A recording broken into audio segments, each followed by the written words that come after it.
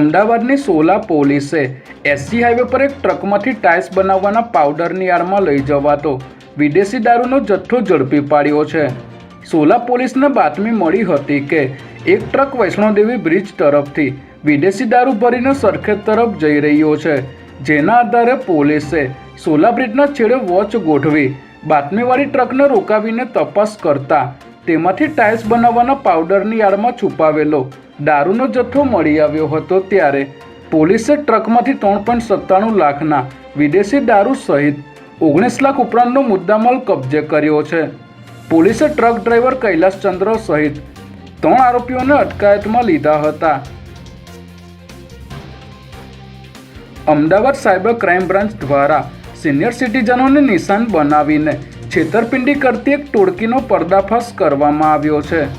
આ ટોળકી ફિઝિયોથેરાપીના ડૉક્ટરની ખોટી ઓળખ આપી માંદગી કે ચાલવાની તકલીફ ધરાવતા વૃદ્ધોના ઘરે જઈ સારવારના બહાને લાખો રૂપિયા પડાવી લેતી હતી। ત્યારે એક સિનિયર સિટીઝન છેલ્લા 2 દિવસથી પોતાની એફડીમાંથી મોટી રકમ ઉપાડી રહ્યા હોવાની જાણકારી બેંક ઓફ બરોડાની ડ્રાઇવિંગ રોડ શાખાના મેનેજરે સાયબર ક્રાઇમ બ્રાન્ચને આપતા પોલીસે મોહમ્મદ અમજદ નામના આરોપીને ઝડપી લઈ વૃદ્ધના લાખો રૂપિયા બચાવી લીધા હતા।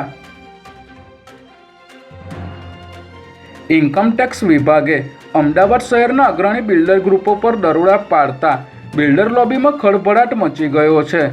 મળતી માહિતી મુજબ શહેરના કામેશ્વર ગ્રુપના દીપેન પટેલ અને નિકુંજ પટેલ તથા દીપ ગ્રુપના દિનેશ પટેલની ઓફિસ તથા નિવાસસ્થાનો સહિતના ઠેકાણાઓ પર ઇન્કમટેક્સ વિભાગ દ્વારા દરોડા પાડવામાં આવ્યા છે।